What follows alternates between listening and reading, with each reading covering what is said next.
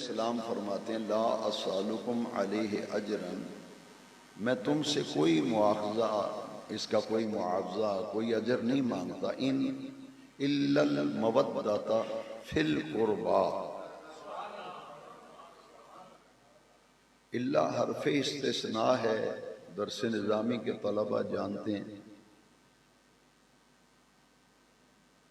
الا المودۃ فی القربى، الا حرف استثناء ہے، ہاں میں تم سے مودت مانگتا ہوں فی القربى، جو میرے قربا ہیں ان سے مودت رکھنا۔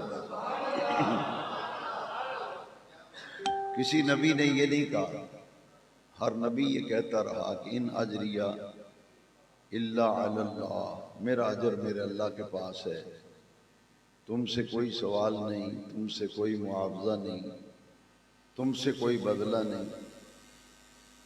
خانوادہ نبوت، حضور کا خاندان، حضور کا گھرانہ، حضور کے اہل بیت،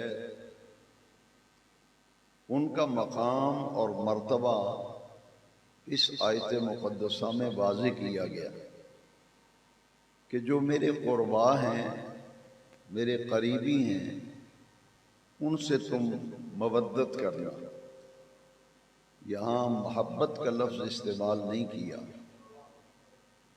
کہ جو میرے قربا ہیں ان سے محبت کرنا، یہ نہیں فرمایا، بلکہ فرمایا الا المودۃ فی القربى۔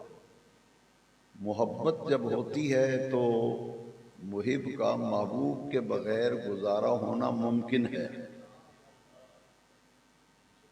جس سے محبت ہو اس کے بغیر گزارا ہونا ممکن ہو، لیکن مودت کہتے ہیں کہ محبت اتنی شدت اختیار کر جائے، جب محبت بڑھتی ہے اور وہ عروج کرتی ہے تو پھر ایک ایسا مقام آتا ہے کہ اس شدت محبت کو پھر مودت کا نام دیا جاتا ہے۔ محبت اور مودت، مودت کیا ہے؟ عرفاء نے یہ بات اس آیت کریمہ کی تفسیر میں سمجھائی کہ مچھلی جو ہے وہ اس کی زندگی پانی سے وابستہ ہے،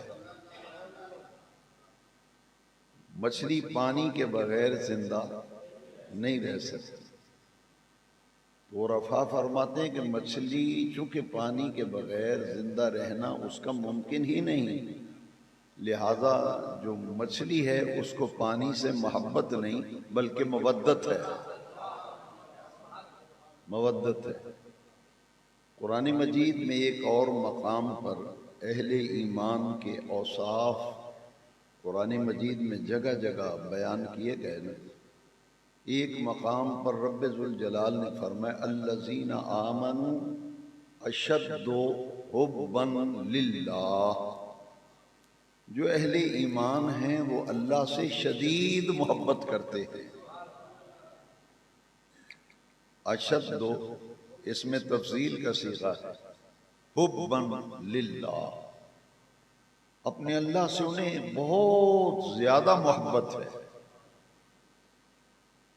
تو اللہ رب العزت نے اپنے محبوب کریم علیہ السلام سے فرمایا اے محبوب لا اسالکم قل لا اسالکم علیہ اجرا الا المودۃ فی القربى، آپ فرما دیجئے کہ میں کار نبوت اور تبلیغ رسالت پر کسی اجر کا سوال نہیں کرتا، نہ مانگتا ہوں نہ طلب کرتا ہوں، ہاں اتنی بات ضرور ہے جو میرے قربا ہیں ان سے اتنی محبت اور عقیدت اور احترام اور پیار رکھنا جو کہ مودت کے درجے تک پہنچ جائے۔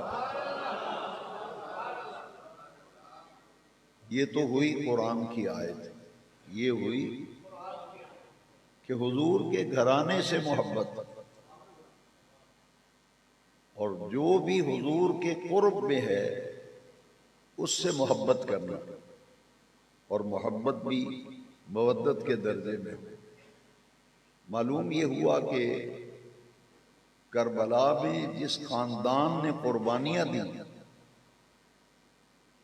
اور شاہ سوار کربلا اور کربلا کی پوری تاریخ کے روح رواں بلکہ سلطان کربلا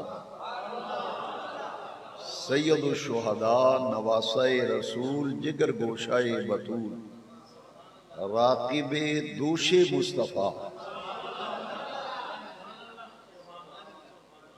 امام عرش مقام امام عالی وقار سیدنا حسین ابن علی رضی اللہ تعالیٰ عنہ، آپ اسی گھرانے سے تعلق رکھتے ہیں، اسی خاندان کے چشم و چراغ ہیں، جس خاندان کو خاندان نبوت کہا جاتا ہے، جسے نبی کا گھرانہ کہا جاتا ہے، اور قرآن کی اصطلاح میں انہیں اہل بیت کہا جاتا ہے۔ اہل بیت، میں نے یہ تمہیدی گفتگو اس لیے عرض کی ہے کہ کربلا کے میدان میں دو ہی قوتوں کا مقابلہ تھا، حق کے مقابلے میں باطل آیا، باطل نے جب یزیدیت کا روپ دھارا تو حق جو ہے وہ حسینیت کی صورت میں کربلا میں نمودار ہوا۔ یہ حق اور باطل کا معرکہ تھا۔ کئی لوگ بعض کتابوں کا اور تاریخی روایات کا سہارا لے کر ان نفوس قدسیہ کے بارے میں ایسی گفتگو کرتے ہیں جس سے سننے والے جو ہیں وہ بھی متاثر ہوئے بغیر نہیں رہتے۔ میں ایک اکثر مثال دیا کرتا ہوں کہ اگر آپ کسی عطار کی دکان پہ بیٹھے نا، عطر بیچنے والا، عطار کہتے ہیں عطر فروش، عطر بیچنے والا، کسی عطار کی دکان پہ بیٹھیں، جتنی دیر بیٹھے رہیں گے عطر نہ بھی خریدیں خوشبو آتی رہے گی، بلکہ جتنی دیر بیٹھیں گے اتنی دیر ہی خوشبو نہیں آئے گی، وہاں سے چلے بھی جائیں گے تو کافی دیر تک کچھ خوشبو کا احساس جو ہے وہ آپ کو ہوتا رہے گا۔ اسی طرح اگر کسی ایسے لوہار کی دکان پہ ہیں جہاں دھونی چل رہی ہے تو دھواں نکلتا ہے، آپ وہاں جتنی دیر بیٹھیں گے ناک کے ذریعے، کان کے ذریعے دھواں جو ہے آپ کو متاثر کرتا رہے گا، اور جب آپ وہاں سے چلے جائیں گے تو دیر تک دھوئیں کا اثر آپ محسوس کریں گے۔ اسی طرح جب ہم دکانوں پہ بیٹھ کے، یاروں سجنوں میں بیٹھ کر گفتگو کرتے ہیں تو ہماری گفتگو جو ہے بے ضابطہ ہوتی ہے، نہ بے اصول ہوتی ہے اور بے ضابطہ ہوتی ہے۔ جب گفتگو کی جائے تو وہ بھی حدود کے اندر رہتے ہوئے گفتگو کرنی چاہیے، کچھ ضابطے ہوتے ہیں۔ میں ایک چھوٹی سی مثال دے کے سمجھاتا ہوں۔ نہر کا پانی جو ہے، نہر کا پانی، اس پانی کو قابو کیا گیا ہے نا، نہر کے اس طرف بھی بند بنایا گیا، اس طرف بھی بند بنایا گیا، ادھر بھی پٹڑی ادھر بھی پٹڑی، پانی کو کنٹرول کیا گیا ہے۔ تو اگر پانی کو کنٹرول ہی نہ کیا جائے، ڈیم کے منہ کھول دیے جائیں کہ زمینوں کو سیراب کرے، تو کیا حشر ہوگا؟ معلوم یہ ہوا کہ ہر چیز کا ایک ضابطہ ہے۔ جب گفتگو بھی کی جائے تو کسی ضابطے اور اصول کے تحت گفتگو ہونی چاہیے۔ آج کل سوشل میڈیا کا دور ہے، بڑی تیزی سے ہماری آخرت اور عاقبت خراب ہو رہی ہے، اخلاق تو تباہ ہو ہی رہا ہے۔ نئی نسل جو ہے وہ جس طرف جا رہی ہے وہ کسی سے مخفی نہیں ہے، اور اس کا جو نتیجہ ہے خاندانوں کے خاندان تباہ ہو رہے ہیں، اور ہر آدمی اس معاملے میں پریشان ہے۔ وہ پریشانی ذاتی ہے، وہ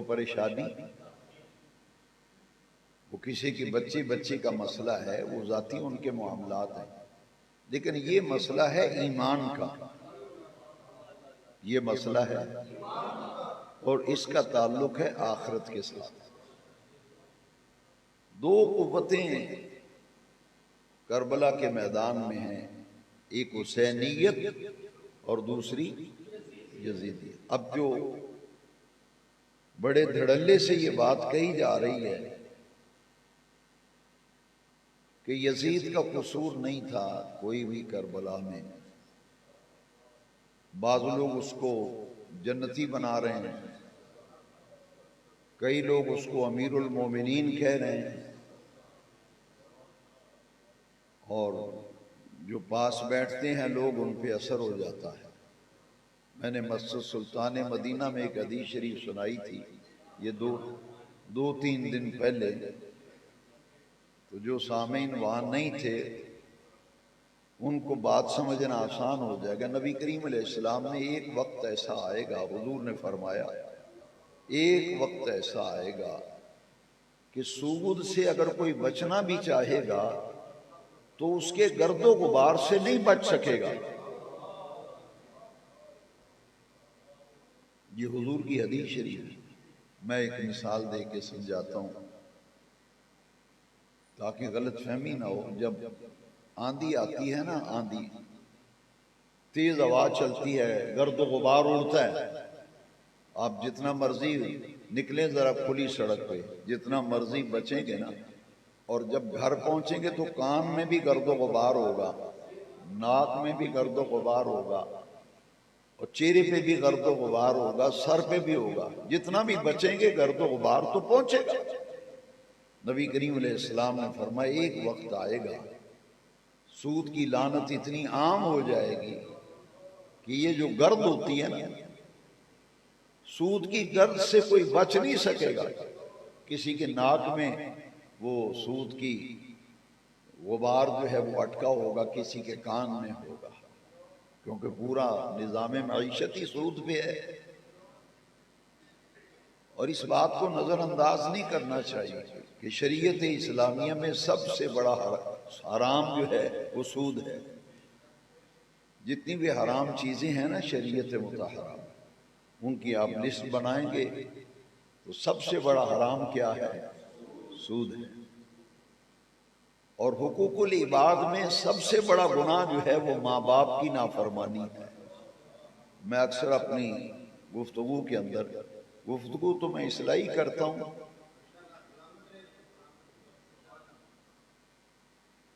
تین چیزیں ہیں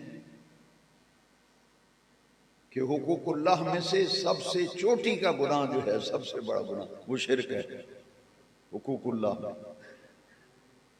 اللہ کی ذات اور صفات جیسی ذات کوئی سمجھنا یا اللہ کی صفات جیسی صفات کسی بندے میں ماننا، حقوق اللہ میں سب سے بڑا گناہ شرک ہے۔ اور حقوق العباد میں سب سے بڑا گناہ ماں باپ کی نافرمانی ہے اور ماں باپ سے بدسلوکی ہے، حقوق العباد۔ اور جب حرام کی لسٹ بنائی جائے گی تو سب سے بڑا حرام شریعت میں سود ہے۔ اب یہ بات سمجھیں کہ آج ہم بچنا بھی چاہیں تو سوشل میڈیا نے اس مقام پہ کھڑا کر دیا ہے کہ قرآن مجید کی وہ آیات اور وہ احادیث جن میں امت میں کبھی اختلاف نہیں رہا، جس میں امت میں کبھی اختلاف، ہر مکتب فکر کی رائے ان آیات میں ایک ہے، لیکن اتنی سی پگ باندھ کے بڑی سی کتابیں ٹیبل پہ جوڑ کے، نہ آگے کا پتہ نہ پیچھے کا پتہ، وہ کلپ چڑھاتے ہیں اور لڑکے نوجوان آج کے چھوکرے کہتے ہیں وہ جی ہم نے کلپ سنا ہے، اور اس سے ایمان تباہ ہو رہا ہے، عقیدے خراب ہو رہے ہیں۔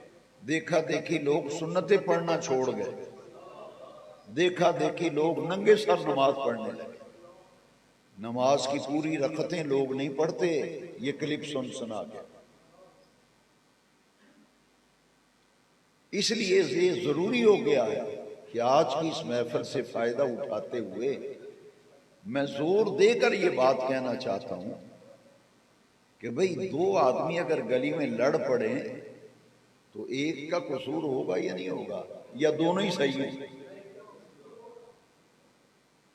ایک آدمی ہاتھ ہی نہیں اٹھاتا، دوسرا مارے جا رہا ہے، ایک آدمی نہ ہاتھ اٹھاتا ہے، نہ بولتا ہے، نہ ٹکراتا ہے، اس کو 50 آدمی مار دیتے ہیں، جان سے مار دیتے ہیں، تو بڑا ہی بے وقوف ہے وہ، خبیث الفطرت ہے جو یہ کہے جی نہیں نہیں اس کا تو قصور ہی کوئی نہیں، جی اس کا قصور ہی کوئی نہیں۔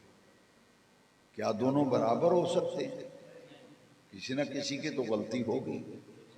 دو قوتیں جب ٹکرا رہی ہیں، اب آپ نے یہ دیکھنا ہے کہ یزید جو امام حسین کے مقابل آیا تھا، جو لوگ اس کی تعریفیں کرتے ہیں، میں کہتا ہوں پورے ذخیرہ احادیث میں سے جو اسے رضی اللہ عنہ کہتے ہیں، امیر المومنین کہتے ہیں، میں صرف سمجھانے کے لیے کہتا ہوں، ورنہ تو اس قابل ہی نہیں ہے اس کا نام لیا جائے۔ پوری ذخیرہ احادیث کے اندر ایک روایت بھی دکھا دیں جو یزید سے مروی ہو، ایک روایت ہی نہیں، اور یہ اسے امیر المومنین بنا رہے ہیں۔ یہ مقابل آیا تھا امام حسین رضی اللہ تعالیٰ۔ اب سب سے پہلے تو جب دو قوتیں ٹکراتی ہیں تو دونوں کا پھر جائزہ لیا جاتا ہے۔ کسی پنچایت میں جانے کا آپ کو اتفاق ہوا ہو تو دو فریق جب آتے ہیں تو جو پنچایت ہے وہ دونوں فریقوں کا موازنہ کرتی ہے۔ ایک آدمی ایسا ہے جس کا پورا علاقہ نہیں، پورا زمانہ اس کی شرافت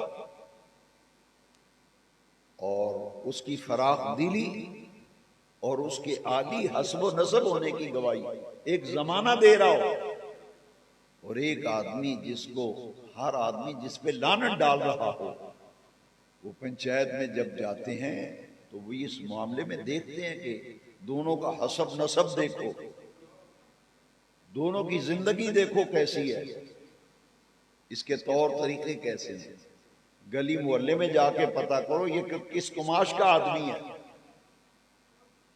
لیکن دین کے معاملے میں اتنا بگاڑ آ گیا، بغیر سوچے سمجھے لوگ منہ سے ایسی بکواس کر رہے ہیں۔ حضرت سیدنا امام علی وقار کے بارے میں جس سے دل کو بہت تکلیف اور رنج پہنچتا ہے، میں اپنا ایک دینی فریضہ سمجھتے ہوئے جس عظیم ہستی کی یاد میں آج محفل سجائی ہے، میں نے شہادت قرآن سے پیش کی ہے۔ کئی معاملات میرے پاس بھی لوگ آتے ہیں دعائیں کرانے، فیصلے کے لیے لوگ بات کرتے ہیں، تو کئی دفعہ میں جاتا ہوں دیہاتوں میں بھی، تو جب اکٹھ ہوتا ہے نا لوگ کہتے ہیں نا جی نا اس کر دی گل نہ کرو، پورا پنڈ گواہی دے گا، وہ تے بندے ہی بڑے پڑے مانس میں، ایسے ہوتا ہے نا، وہ کہتے ہیں یار اس کر دی گل نہ کرو، وہ تے بڑے سو بندے تے بڑے معزز کرانا ہے، پورے علاقے ہی سمجھا جاتا ہے۔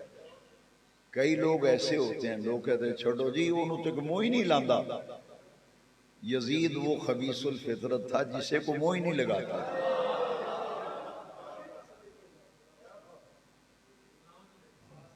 مجھے حیرت ہوتی ہے، بڑے بڑی آج لوگ کہتے ہیں جو بڑی شیشے کے سامنے کھڑا ہو کے ٹکا کے پگڑی باندھ دینا، لوگ کہتے ہیں بڑا بڑا عالم ہے، اور کپڑے شپڑے ٹھیک پائے، لینڈ کروزر پہ آئے، بڑا بڑا عالم ہے۔ تمہارے ہاں یہ علم کا معیار ہے، اور وہ کیا رہا ہے معاذ اللہ امام علی وقار کے بارے میں، سرعام اور برسر ممبر کہا جا رہا ہے، برسر ممبر کہا جا رہا ہے۔ اس لیے ذرا غور کرنا، میں سب سے پہلے دلیل قرآن سے لاؤں گا اور اس کے بعد دلیل حدیث سے لاؤں گا۔ حسین کا تعلق اس گھرانے سے ہے کہ جس کے متعلق قرآن کی نص آئی قُلْ لَا أَسْأَلُكُمْ عَلَيْهِ اجرا الا المودۃ فی القربى، وہ اجر رسالت پہ کوئی معاوضہ نہیں طلب کرتا، کوئی سوال نہیں کرتا۔ ہاں اتنی بات ضرور ہے، جو میرا گھرانہ ہے نا قربا، اس سے مودت رکھنا۔ کئی مفسرین نے روایتیں لکھی ہیں، ان میں سے ایک قول میں پیش کرتا ہوں۔ پوچھا گیا کہ قربا کون ہے؟ کہا مولا علی، فاطمہ الزہرا، امام حسن اور امام حسین، حضور کے اہل بیت، حضور کا گھرانہ۔ نبی کریم علیہ السلام کا گھرانہ اتنا عرفہ و اعلیٰ ہے، جتنی برادریاں ہیں نا، یہ جٹ برادری ہے، یہ ارائیں ہے، یہ گجر ہیں، یہ فلاں ہیں، یہ بٹ ہیں، یہ جٹ ہیں، جتنی بھی فیملیاں ہیں، نبی کریم علیہ السلام نے فرمایا میرا خاندان اور میرا نسب تمام خاندانوں سے افضل و اعلیٰ ہے۔ اس لیے آج بھی مسلم معاشرے میں جو سید کا احترام ہے نا، سید کا جو احترام ہے، اسے آپ بخوبی سمجھ سکتے ہیں کہ یہ حضور کا گھرانہ ہے، یہ حضور کا خاندان ہے۔ ایک دلیل قرآن سے میں نے پیش کی، دوسری دلیل سن لیں۔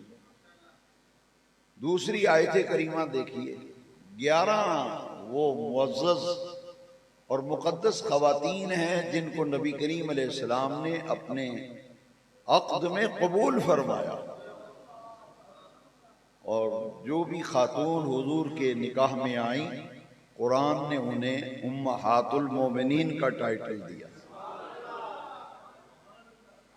جو ازواج مطہرات کے بارے میں بھی معاذ اللہ گفتگو کی جاتی ہے، میں صرف یہ عرض کروں گا کہ ایک طرف قرآن کی نص ہے، ایک طرف یہ تاریخ کی کتابڑی اٹھائے پھرتا ہے۔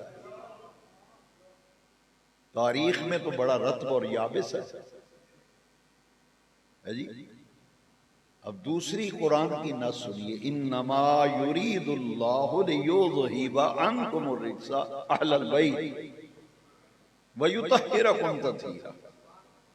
ذرا گہرائی میں جا کے سوچئے، 11 ازواج مطہرات ہیں نبی پاک صلی اللہ علیہ وسلم۔ یہ آیت مقدسہ ازواج مطہرات کے بارے میں نازل ہوئی ہے، اس کا شان نزول دیکھیں۔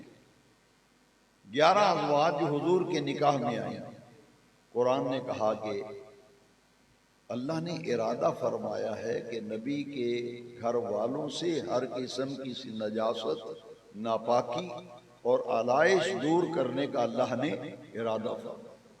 اب جس سے آلائش ناپاکی اللہ دور فرما دے، اس آیت میں 2 چیزیں بیان ہوئی، آلائش آلودگی دور کرنے کا، ناپاکی دور کرنے کا ارادہ فرمایا۔ دوسرا ارادہ کیا ہے؟ وَيُطَهِّرَكُمْ تَطْهِيرًا، اور تمہیں ایسے پاک کر دینا جیسے پاک کرنے کا حق ہے۔ کتنی تاکید آئی! وَيُطَهِّرَكُمْ، بات مکمل تھی، اللہ نے ارادہ فرمایا تمہیں پاک کر دے، لیکن دیکھو نا ذرا نوجوانوں، غور کرنا، یہ جو تاکید آئی ہے، اللہ کا ارادہ یہ ہے کہ آلائش کو دور کر دے، وَيُطَهِّرَكُمْ، تمہیں پاک کر دے، بات مکمل ہے، لیکن فرمایا وَيُطَهِّرَكُمْ تَطْهِيرًا، ایسے پاک کرے اللہ جیسے پاک کرنے کا حق ہے۔ تو جن کو اللہ پاک کر دے ان کی طہارت میں کوئی شک ہو سکتا ہے؟ اللہ نے انہیں پاک کیا۔ ایک آیت میں اور عرض کروں گا، یا نساء النبی لستن کاحد من النساء، یہ آیت کتنی واضح ہے۔ یا نساء النبی، اے نبی کی بیویوں، خطاب ازواج مطہرات، نساء، یا نساء النبی لستن کاحد من النساء، تم دوسری عورتوں کی طرح نہیں ہو، دوسری عورتوں کی طرح۔ تو جب حضور کی بیویاں دوسری عورتوں کی طرح نہیں ہیں تو حضور کیسے ہو گئے دوسرے لوگوں کی طرح؟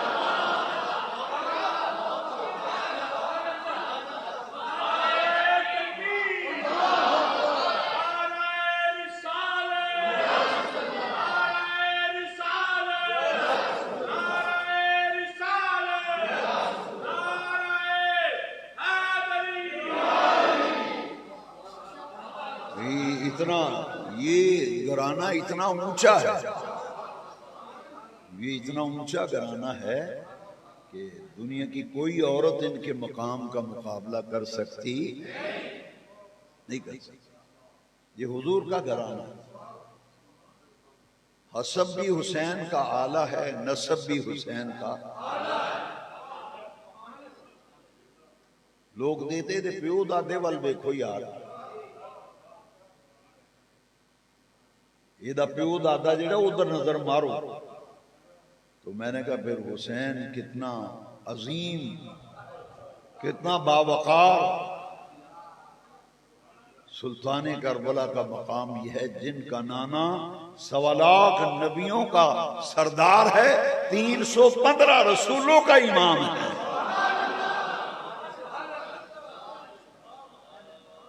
اب یزید سے جب تقابل ہونا تو میں بڑے درد دل سے آپ سے عرض کروں گا کہ جب بھی کسی کی باتیں سن کے کوئی دل پہ اثر ہو جائے، دماغ پہ، بس اتنی بات سوچ لینا کہ یہ حسین ہے کون، یہ ہیں کون جن کے مقابلے میں یزید آیا؟ یہ وہ ہیں رسول اللہ کے نواسے تو ہیں ہی، لیکن ان کے متعلق میرے آقا نے فرمایا الحسن والحسین سیدا شباب اہل الجنت،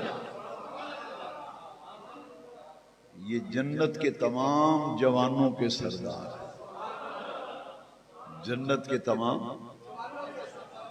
یہ تو جنتی جوانوں کے سردار ہیں۔ نانا رسول اعظم ہے اور ان کی اماں جان سیدۃ النساء الجنہ سیدہ زہرا سلام اللہ علیہ، نبی کریم علیہ السلام نے فرمایا فاطمہ تو سیدۃ النساء الجنہ، میری یہ بیٹی جنت کی تمام عورتوں کی سردار ہے۔ یہ سید جو کاسٹ ہے نا، جیسے ارائیاں ہیں، گجر ہیں، جٹ ہیں، مختلف، یہ سید بطور کاسٹ اور ذات اس کا آغاز ہی امام حسن و حسین سے ہوا ہے، ان سے پہلے سید نہیں تھے، یہاں سے آغاز ہوا۔ سید کون ہے؟ جو اولاد فاطمہ ہے، اولاد مولا علی کی ساری اولاد سید نہیں ہے۔ حسین پاک کی عظمت سمجھو، سلطان کربلا کی یاد میں آج جمع ہے، پہلے ان کا مقام تو سمجھو یار، ان کا مقام تو سمجھو، اتنی عظیم ہستی کہ مولا علی نے زہرا پاک کے وصال کے بعد متعدد نکاح کیے، ان بیویوں سے اولاد بھی ہوئی، لیکن مولا علی کی دوسری بیویوں سے جو اولاد ہے وہ سید وہ ہیں جو مولا علی کی زوجہ محترمہ مکرمہ سیدہ عالم مخدومہ کائنات ملکہ فردوس برین سیدہ زہرا پاک، ان کی جو اولاد ہے نا، سادات صرف وہ ہے۔ اور نبی کریم علیہ السلام کا یہ ارشاد مبارک ہے، حضور نے فرمایا ہر ایک کی نسل اس کے بیٹے سے چلتی ہے، ہر ایک کی نسل اس کے، فرمایا میری نسل میری بیٹی سے چلے گی۔ تو آپ کی تو 4 بیٹیاں ہیں نبی کریم علیہ السلام، 4 صاحبزادیاں نا، لیکن حضور نے فرمایا میرا نسب میری بیٹی زہرا سے چلے گا، لہذا سید کی ابتدا ہی اولاد فاطمہ سے ہوئی، شیخ سعدی نے اسی لیے کہا ہے الہی بحق بنی فاطمہ، الہی بحق بنی فاطمہ کہ بر قول ایماں کنی خاتمہ، اگر دعوتم رد کنی ور قبول منو دست و دامان آل رسول، منو دست و دامان آل رسول۔ یہ تو بڑے بڑے اولیاء اللہ کا وظیفہ ہے، یہ اولیاء اللہ کا وظیفہ، کیونکہ اولاد فاطمہ جو ہے، تین بیٹے مولا علی کے زہرا پاک سے ہوئے، سیدنا حسن، سیدنا حسین اور ایک صاحبزادے سیدنا محسن، اور تیسرے شہزادے جو ہیں وہ کم سنی میں ان کا انتقال ہو گیا، لہذا اب سادات جو ہیں، جو امام حسین رضی اللہ عنہ سلطان کربلا کی اولاد ہے، ان کی اولاد امجاد حسینی سید ہے، اور جو امام حسن مجتبیٰ کی اولاد ہے وہ حسنی سید ہے۔ اور کچھ ایسے سادات کرام ہیں کہ جن کے والد جو ہیں وہ حسنی سید ہیں، والدہ حسینی سید ہیں، تو وہ جو ان کی اولاد ہوگی وہ نجیب الطرفین ہوگی، وہ نجیب الطرفین یعنی حسنی سید بھی ہیں اور حسینی سید، جیسے میرے غوث پاک شہنشاہ بغداد محبوب سبحانی پیران پیر دستگیر، آپ حسنی سید بھی ہیں اور حسینی۔ یزید بدبخت نے دیکھیے نا، امام علی مقام کا یہ اللہ کریم نے ان کے ذریعے سے حضور کا خاندان چلایا، نسل۔ یزید کی نسل پوری دنیا میں مٹ گئی، 11 بیٹے تھے اس کم وقت کے 11، لیکن اس کی نسل مٹ گئی، نام و نشان مٹ گیا۔ ان شانئک هو الابتر، پوری دنیا میں یزید کی نسل ہی نہیں، اولاد ہی نہیں۔ اور اس نے کربلا میں امام حسین جو جنت کے پھول ہیں، امام حسین جنت کے پھول اس لیے ہیں کہ حضور سیدنا حسن سیدنا حسین آتے تو حضور سونگتے تھے، اب ان کے مقابلے میں یزید آیا ہے جن کو رسول کائنات سونگ رہے ہیں، تمہیں ذرا بھی حیا نہیں آتا، ان کے مقابلے میں یزید کو لاتے۔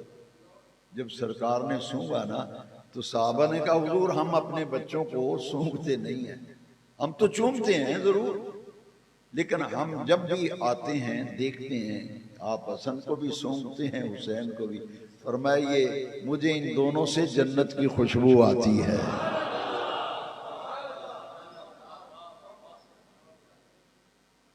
جنت کی خوشبو۔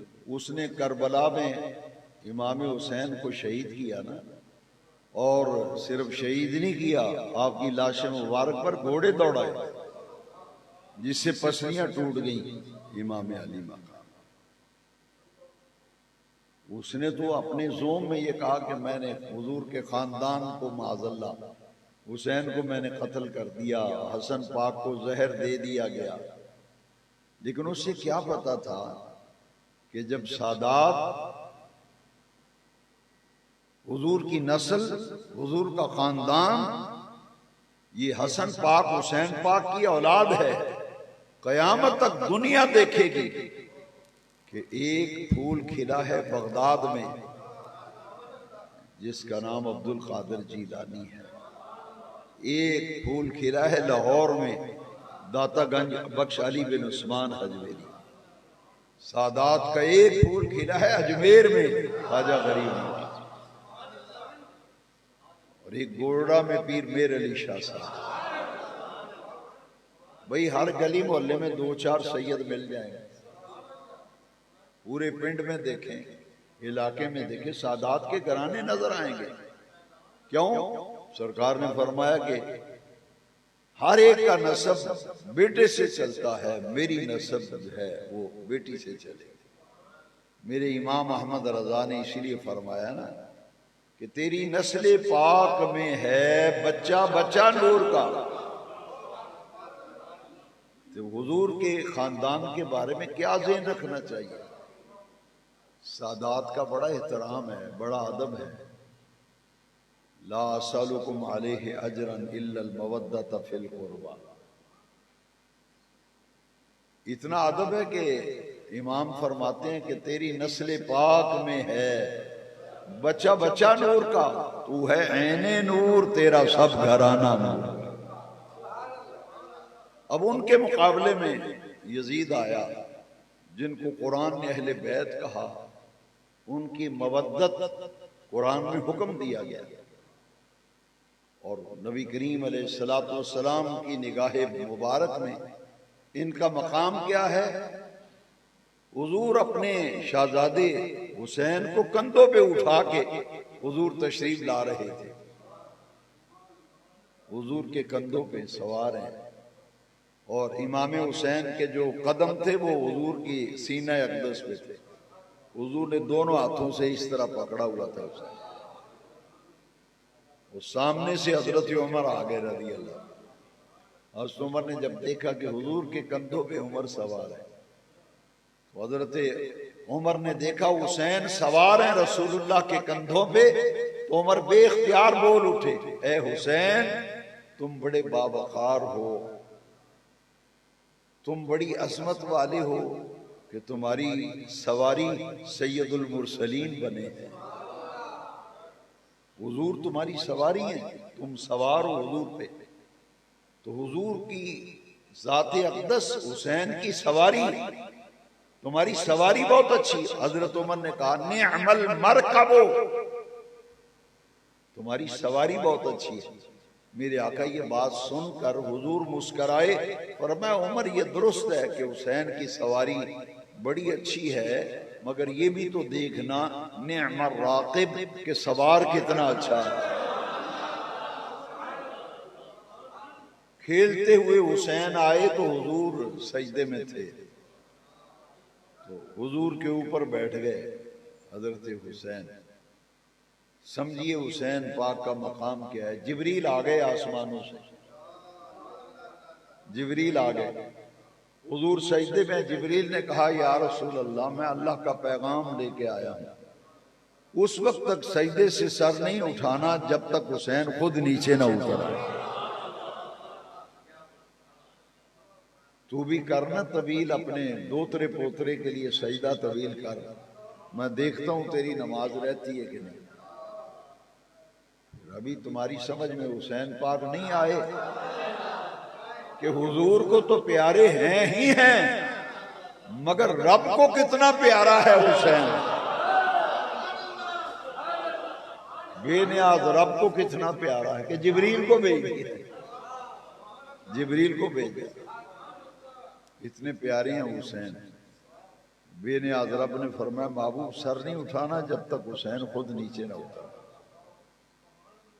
اور پھر دیکھیں کہ مسلم شریف ہے سیاستہ بخاری شریف کے بعد تہجد کی نماز حضور پڑھ رہے ہیں، اور دوران نماز تہجد سیدنا امام علی وقار سیدنا حسین پاک کے رونے کی آواز آئی. کم سن تھے، چھوٹی عمر تھی. حضور نے جب تہجد سے فراغت پائی نا، سلام پھیر کر حضور نے زہرا پاک کے دروازے پہ باقاعدہ دستک دی اور فرمایا بیٹی زہرا حسین کو رونے نہ دیا کرو، یہ جب روتے ہیں تو میرا دل بے قرار ہو جاتا ہے. میرا دل بے قرار، جن کا رونا حضور برداشت نہ کرے. اور پھر یہ حدیث شریف تو بہت ہی قابل توجہ ہے کہ حضور مسجد نبوی میں خطبہ ارشاد فرما رہے ہیں. مسجد نبوی کا صحن جو ہے ناہموار تھا. حسین اور حسن کھیل رہے تھے نا، تو حسین آگے نکل گئے کھیلتے کھیلتے، حسن چلے گئے آگے. سیدنا حسین کو حضور نے دیکھا کہ کھیلتے کھیلتے گر گئے. نبی کریم علیہ السلام نے خطبہ وہیں چھوڑا، ممبر سے نیچے اتر آئے اور ساری صفوں کو کراس کر کے حضور سین میں تشریف لے گئے. حسین پاک کو اٹھا کر لا کر ممبر پہ بٹھایا، اور پھر میرے نبی کریم نے خطبہ ارشاد کیا.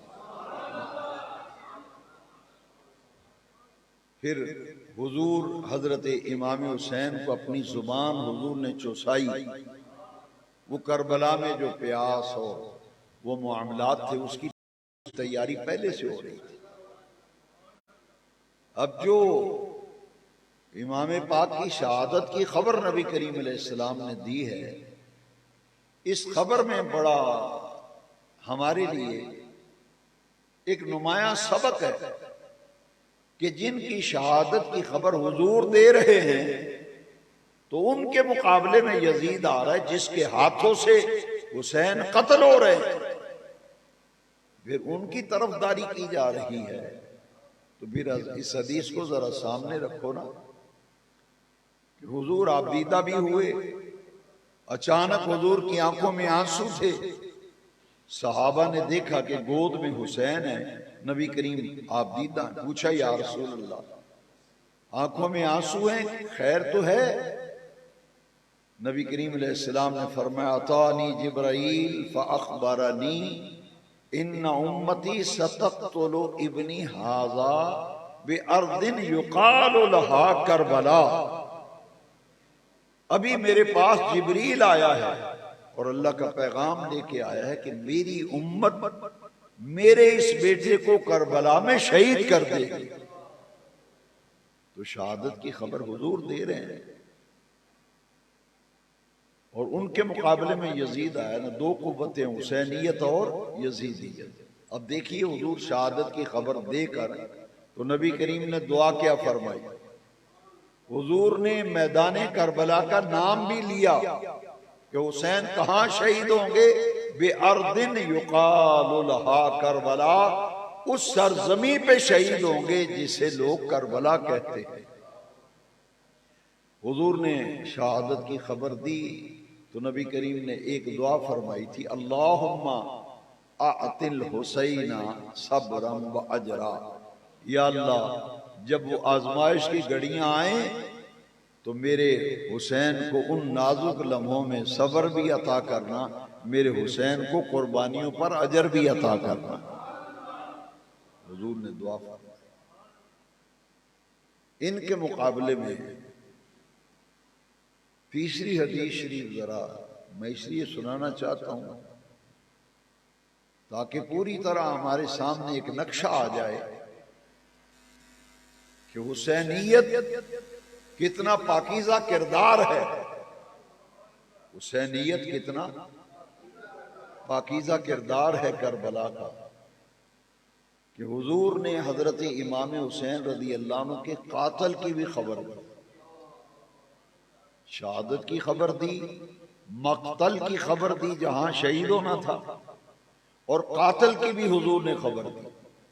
نبی کریم علیہ السلام نے فرمایا حسین میں ایک دبے دار کتے کو دیکھ رہا ہوں جو تیرے خون سے اپنے منہ کو رنگین کر رہا ہے. قاتل کی نشاندہی فرمائی کہ اس کی چھاتی پر برس کے دبے ہوں گے، دبے دار کتا فرمایا. تو کربلا میں امام علی مرتبت جب زمین پہ تشریف لے آئے تو آپ نے 3 آدمی آگے بڑھے گردن کاٹنے کے لیے.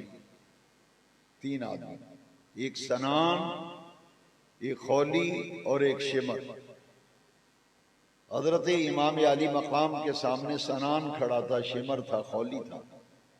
آپ نے فرمایا یہ تمہاری قمیص جو ہے اس کے سامنے والے بٹن ذرا کھولو گے؟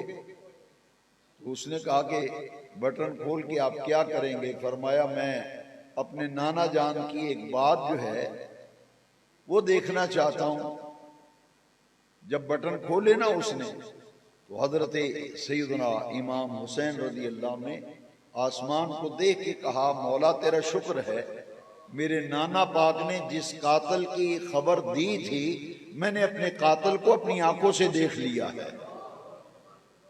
تاریخ میں لکھا ہے کہ امام حسین نے اس قاتل کی طرف انگلی کا اشارہ کیا. شہادت سے چند لمحے پہلے آپ نے فرمایا وہ دبے دار کتا تو ہی ہے جو میرے خون سے اپنے منہ کو رنگین کرے گا، تیرے ہاتھوں میں قتل ہوں گا. اس کی خبر جو ہے میرے نانا پاک نے مجھے مسجد نبوی میں دے دی تھی۔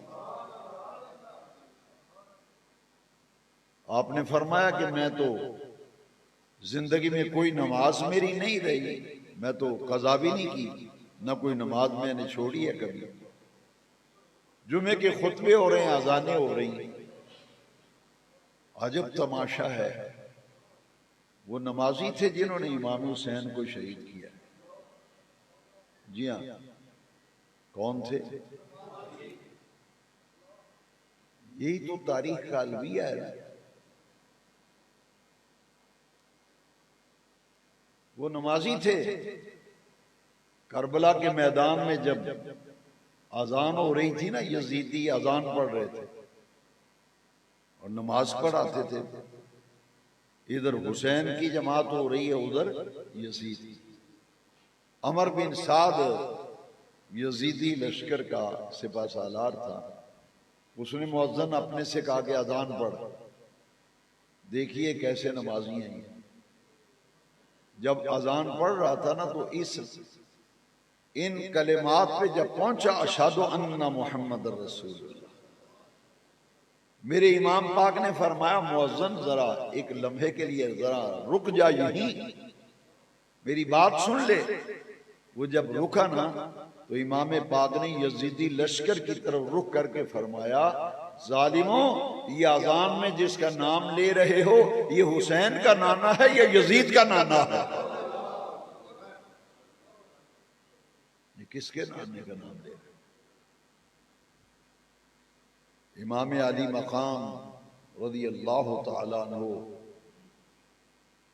ان لوگوں کے ہاتھوں شہید ہوئے، اور آپ نے جب نماز کی نیت باندھی، مجھے ان لوگوں پہ بھی تعجب ہے، وہ دراصل اندر بغض ہوتا ہے نا، تو اس بغض کی وجہ سے پھر کچھ لفظ ایسے نکلتے ہیں۔ چنگے بھلے مولوی کہتے ہیں جی وہ تو پانی ہے نہیں سی تے پھر وضو کتھے کیتا؟ میں کہ تیری مت ماری گئی، نسوار کھا کھا کے تیری مت ماری گئی۔ کہندے جی وہ فرات تے پہرے لگے سن، تسیاں تو امام صاحب نے نماز پڑھی، کو نہیں پڑھی نماز؟ میں کہ کیوں؟ کہندہ تے اتھے تے پانی کو نہیں سی، وضو کتھے کیتا؟ میں کہ شریعت کا مسئلہ نہیں ہے، پانی نہ ہو تو تیمم کرتے ہیں، پانی نہ ہو تو۔ اور امام پاک نے تاریخ میں لکھا ہے کربلا کی سرزمین پر تیمم فرمایا، تیمم فرما کر امام نے قبلے کی طرف رخ کر لیا، نماز کی نیت باندھی۔ 360 زخم لگے ہوئے ہیں امام کے جسم پر، ہمیں ذرا سی سر درد ہو جائے تو ہم نماز چھوڑ دیتے ہیں، ذرا سا بخار ہوا نماز چھوٹ گئی ہماری۔ 360 زخم لگے ہیں، کربلا کا ذکر سنو، ضرور سنو، مگر عملی زندگی کو بھی تو سوارو نا، کہ امام پاک نے کربلا میں درس کیا دیا۔ ہمیں ذرا سا بھی معاملہ ہو جائے ہماری نمازوں پہ نمازیں قضا ہو رہی ہیں۔ میں نے ابن اساکر میں جب روایت پڑھی، میں نے کہا حسین تیری عظمتوں کو سلام۔ سیدنا زین العابدین سے کسی نے پوچھا تھا، ایک ہی کربلا کے عینی شاہد ہیں، عینی شاہد، مردوں میں ایک ہی عینی شاہد حضرت سجاد زین العابدین۔ عمر کتنی ہے؟ 14 سال۔ جب کربلا کا واقعہ پیش آیا تو حضرت امام زین العابدین کی عمر کتنی تھی؟ 14 سال۔ بیمار تھے، انہیں کہتے ہیں بیماری کربلا سجاد، حکمت کے تحت بیمار کیے گئے کہ ان سے حضور کی نسل چل رہی تھی، خاندان چل رہا تھا۔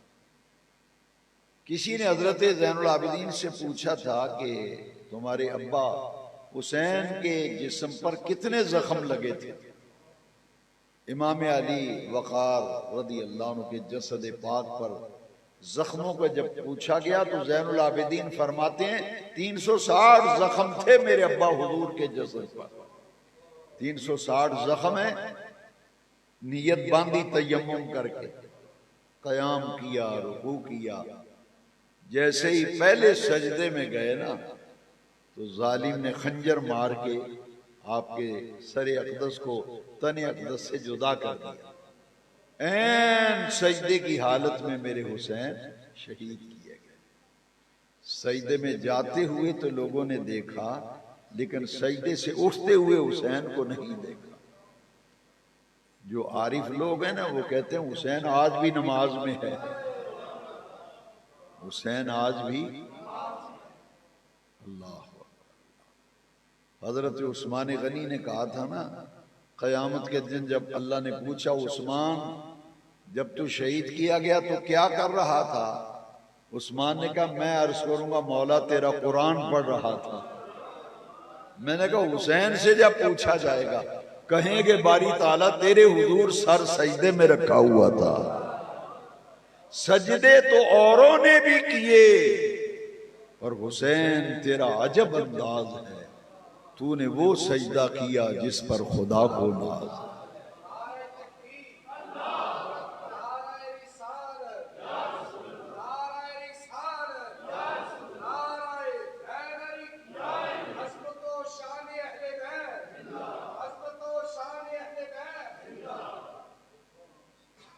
اتنی عداوت تھی یزید کمینے کے دل میں حسین پاک، اتنی عداوت تھی معذرت۔ دشمن کو بندہ مار دے تو کام ختم ہو گیا نا، لیکن امام علی مقام کو شہید کر کے بھی ان کی پیاس نہیں بجھی۔ گھوڑے دوڑائے گئے، آپ کی پسلیاں جو ہیں وہ ٹوٹ گئیں اور آپ کے جسم مبارک کو کاٹا گیا اور سر کاٹ کر پھر بدبخت خولی نے نیزے پہ چڑھا لیا تھا۔ حضرت امام زین العابدین سے ابن عساکر میں یہ روایت ہے، کسی نے پوچھا کہ آپ کے ابا جان حسین کو گھوڑے سے زمین پر آنے میں کتنا وقت لگا تھا؟ تو امام علی مقام نے فرمایا کہ 9 دقیقہ 9 منٹ تک میرے ابا حضور کا جسد مبارک نہ گھوڑے کی زین پر تھا نہ خدا کی زمین پر تھا۔ 9 منٹ لگے۔ پوچھنے والے نے تعجب سے پوچھا کہ گھوڑے سے تو زمین پہ آنے میں 1 سیکنڈ لگتا ہے، تو 9 منٹ امام پاک کا جسد مبارک کہاں رہا؟ سجاد زین العابدین فرماتے ہیں امام عالی مرتبہ کا جسد پاک گھوڑے سے نیچے آ رہا تھا، بدبختوں نے نیزوں پہ اٹھا لیا تھا۔ 9 منٹ تک میرے امام پاک کا جسد مبارک نیزوں پہ یزیدیوں نے اٹھائے رکھا تھا۔ بڑی دردناک شہادت ہے۔ اب میں آپ سے پوچھتا ہوں، جن کا رونا حضور فرمائیں کہ حسین کو رونے نہ دیا کرو میرا دل بے قرار ہو جاتا، وہ گریں تو حضور خطبہ چھوڑ کر حسین کو اٹھا کر لائیں تو پھر خطبہ ارشاد۔ ذرا ٹھنڈے دل سے سوچ کے جواب دینا، کربلا میں جب ظلم ہوا 6 ماہ کے علی اصغر کا کیا قصور تھا؟ امام علی مقام نے فرمایا تھا کہ میرے ساتھ تو تمہاری عداوت ہے، اس بچے کا کیا قصور ہے؟ یہ تو 6 مہینے کا ہے۔ ہرمل نے تیر مارا تھا نا، گلے کا نشانہ لے کے تیر مارا، جو حضرت علی اصغر 6 ماہ کی عمر ہے، گلے میں پیوست ہو کر حضرت حسین پاک کے بازو میں لگ گیا تھا۔ غازی عباس کے دونوں بازو قلم ہو گئے، امام حسن کے شہزادے قاسم شہید ہوئے، سیدہ زینب کے 2 شہزادے اون اور محمد شہید ہوئے، اور مولا علی کی دوسری بیویوں سے 3 بیٹے تھے، ابو بکر بن علی، عمر بن علی، عثمان بن علی، یہ بھی کربلا میں شہید ہوئے۔ سب شہادتیں ہو گئی نا۔ 21 افراد اہل بیت اطہار کے تھے، 21 اہل بیت کہ نفوس قدسیت باقی یا صحابہ تھے یا صحابہ کی اولادیں تھیں۔ 72 نفوس قدسیہ شہید ہوئے اور ان کے کٹے ہوئے سر نیزوں پہ اٹھا لیے۔ مخدرات عصمت پاک باز بیویوں کو گرفتار کر لیا گیا، خیموں کو آگ لگا دی گئی، اور کٹے ہوئے سر پھر کوفہ کے بازار میں پھیرائے گئے، اور پھر یزید کے دربار میں امام علی مقام کا سر جب لے جایا گیا دمشق میں، یہ روایت بڑے غور سے سننے والی ہے کہ جہاں سے میں نے اپنی گفتگو کا آغاز کیا تھا، ایک حسینیت کا پاکیزہ کردار اور ایک یزید کا کردار۔ اب اس روایت پر ذرا غور کیجیے۔ تشت میں امام پاک کا سر رکھا ہوا ہے، اس نے ہاتھ میں چھڑی پکڑی تھی، امام علی مقام کے ہونٹوں پہ مارنے لگا اور کہتا ہے یہ ایک باغی کا سر ہے جس نے میری حکومت میں بغاوت کی تھی، اپنے انجام کو پہنچ گیا معاذ اللہ۔ حضور کے ایک صحابی حضرت زید بن ارقم رضی اللہ عنہ، انہیں علم ہوا کہ امام علی مقام کا سر یزید کے دربار میں آ رہا ہے۔ وہ مدینہ پاک سے ہجرت کر کے دمشق چلے گئے تھے، وہ زیارت کے لیے آئے تو یزید چھڑیاں مار رہا تھا امام پاک کے ہونٹوں پہ، تو آپ نے فرمایا بدبخت اس چھڑی کو ہٹا لے، میں نے ان ہونٹوں پر نبی کریم علیہ السلام کو بوسے دیتے ہوئے دیکھا ہے۔ یہ تو حضور کی بوسہ گاہ ہے، حضور کے کندھوں پہ کھیلنے والے حسین ہیں جن کو حضور اپنی زبان چسایا کرتے تھے، حضور سونگا کرتے تھے، تو چھڑیاں مار رہا ہے۔ اس نے کہا تو بوڑھا نہ ہو گیا ہوتا تو تجھے میں قتل کروا دیتا۔ آپ نے فرمایا تم میرے بڑھاپے کا بڑا خیال ہے تجھے، اور یہ حیا نہیں آیا کہ یہ رسول اللہ کے نواسے ہیں صلی اللہ علیہ وسلم۔ اللہ اکبر۔ یزید نے ایک جملہ بولا تھا، یزید نے کہا کہ آج بدر میں میرے جو بڑے مارے گئے تھے نا، وہ زندہ ہو کے آ جائیں اور دیکھیں میں نے نبی کے گھر والوں سے کیسے بدر کا بدلہ لے لیا ہے، معاذ اللہ۔ اسی لیے تکمیل الایمان شاہ عبدالحق محدث دہلوی کی کتاب ہے۔ شاہ عبدالحق محدث دہلوی نے لکھا کہ کافر فرنگ بھی وہ کام نہ کر سکا جو یزید بدبخت نے کربلا میں کیا تھا۔ تو قرآن کی دوسری آیت جو پڑھی ہے اس پر میں ختم کرتا ہوں کہ جو لوگ یزید کی طرفداری کرتے ہیں، میرا مختصر سوال ہے کہ کیا اس پورے واقعے کو پڑھیں، سنیں، غور کریں؟ تو میرا سوال یہ ہے کہ نبی پاک کو گنبد خضرا میں کوئی تکلیف نہیں ہوئی؟ کیا حضور کو اذیت نہیں ہوئی؟ قرآن نے فرمایا ان الذین یؤذون اللہ ورسولہ، اور کئی لوگ ایسے اس کے ہمدرد ہیں، وہ کہتے ہیں یزید پہ لعنت نہیں ڈالنی چاہیے۔ بھئی قرآن لعنت بھیج رہا ہے، اللہ نے قرآن میں لعنت بھیجی ہے۔ میں آیت پڑھتا ہوں، ان الذین یؤذون اللہ، بلا شبہ وہ لوگ جنہوں نے اذیت دی، دکھ دیا اللہ کو اور اللہ کے رسول کو، لعنہم اللہ، ان پر اللہ کی لعنت ہے، فی الدنیا والآخرہ، دنیا میں بھی اور آخرت میں بھی ان پر اللہ کی۔ اور اگلی بات ذرا سن لیں آیت قرآن، وَعَدَّ لَهُمْ عَذَابًا مُهِينًا، اور ان کے لیے بڑا دردناک عذاب ہے۔ تم اسے جنتی کہہ رہے ہو، قرآن کی روح سے تو وہ اس کے لیے دردناک عذاب ہے، دنیا میں بھی لعنت ہے، آخرت میں بھی، کیونکہ جس نے اللہ رسول کو اذیت دی۔ یہاں میں ایک حدیث سناتا ہوں، حضور نے فرمایا کہ من احب حسینا فقد احبنی ومن احبنی فقد احب اللہ، مشکوٰۃ شریف کے اندر حدیث، جس نے حسین سے محبت کی اس نے مجھ سے محبت کی، اور جس نے مجھ سے محبت کی اس نے اللہ سے محبت کی۔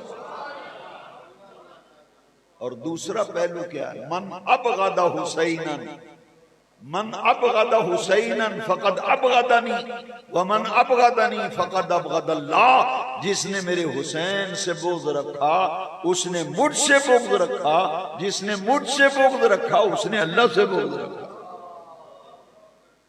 نتیجہ کیا نکلا؟ جس نے رسول اللہ کو اذیت دی اس نے، جس نے حسین کو اذیت دی اس نے رسول اللہ کو اذیت دی، جس نے رسول اللہ کو اذیت دی اس نے اللہ کو اذیت دی۔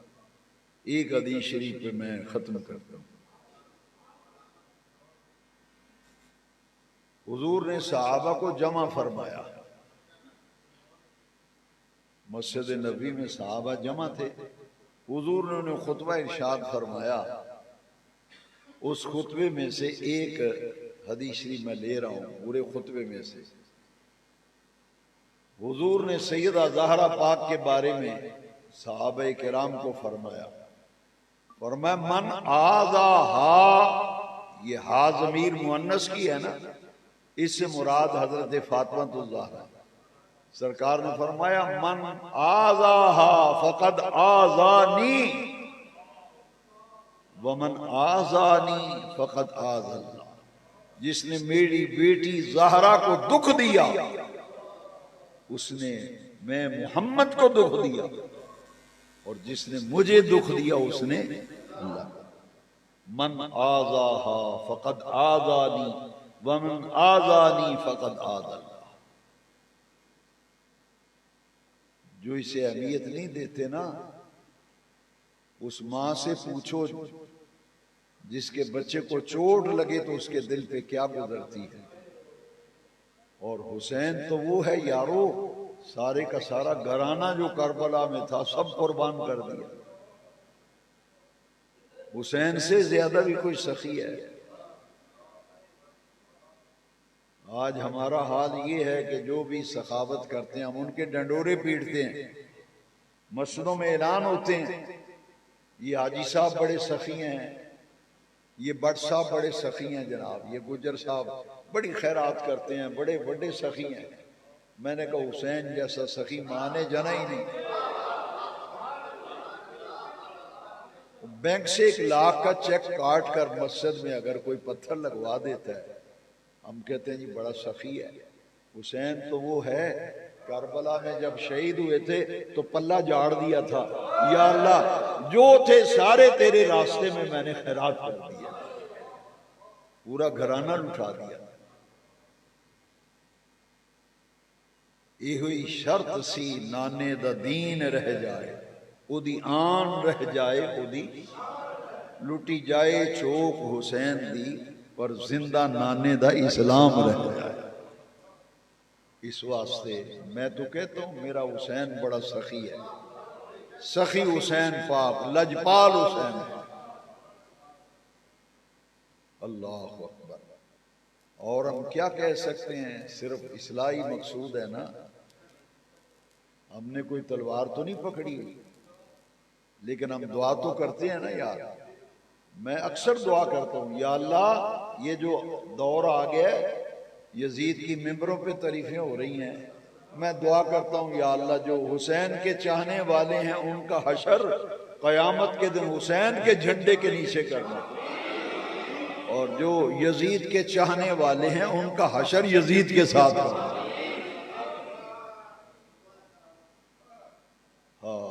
ڈاکٹر اقبال نے بڑی پیاری بات کی، اس نے کہا حضرت مریم کی تو ایک ہی نسبت ہے نا، عیسیٰ علیہ السلام کی ماں ہے۔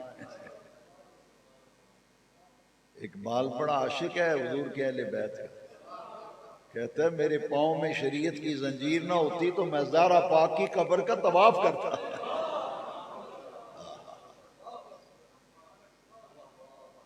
ڈاکٹر اقبال نے کہا ہے کہ حضرت عیسیٰ علیہ السلام ایک ہی نسبت ہے نا، از یک نسبت ہے عیسیٰ عزیز، وہ ایک نسبت کیا کہ حضرت مریم سلام اللہ علیہ ان کی والدہ ہے، حضرت مریم کے بیٹے ہیں، ایک ہی نسبت ہے۔ تو فرماتے ہیں از سے نسبت حضرت زہرا عزیز، نور چشم رحمت للعالمین، امام اولین و آخرین. حضرت زہرا وہ جو ہیں نور چشمے نبی پاک کی آنکھ کا نور ہیں حضرت زہرا. امام اولین، حضور تو اولین و آخرین کے امام ہیں. اللہ اکبر. حضرت زہرا کا یہ مقام ہے کہ ان کے شوہر حیدر کرار ہیں اور ان کے لخت جگر حسنین کریمین، بیٹے جنت کے جوانوں کے سردار، ماں خود جو ہیں وہ جنت کی عورتوں کی سردار، نانا تمام نبیوں رسولوں کے سردار، حضور کا خاندان، حضور کا گھرانہ. قل لا اسألکم علیہ اجرا الا المودۃ فی القربى. بس ان کی محبت دل میں ہو. آخری بات یہ ہے کہ جو اس حوالے سے چونچاں کرتے ہیں نا، تو پھر نماز کے اندر حضور کی آل پہ درود پڑھنا چھوڑ دو. پھر نمازی سارے پڑھتے ہیں، غور کوئی نہیں کرتا. اللہم صلی علی محمد وعلی لو. نماز کے اندر حضور کی آل پہ درود ہے. تو سنی خوش قسمت ہے. آل رسول کا بھی احترام، اصحاب رسول کا بھی، ازواج رسول کا. کوئی ازواج کا دشمن ہے، کوئی اصحاب کا دشمن ہے، کوئی آل کا دشمن ہے. اہل سنت و جماعت وہ خوش نصیب ہیں جو حضور کے اصحاب کے بھی غلام ہیں، حضور کی ازواج کے بھی نیاز مند ہیں، اور حضور کے اہل بیت کے بھی اخلاص کیش ہیں. اللہ ہمیں یہی صراط مستقیم ہے، یہی راہ ہدایت ہے، یہی راہ نجات ہے. اللہ تعالیٰ مجھے اور آپ کو اسی پاکیزہ طیب طاہر سچے سچے مسلک پر ہمیں زندہ رکھے. موت آئے تو اسی مسلک اور پاکیزہ عقیدے پر موت آئے. وآخر دعوانا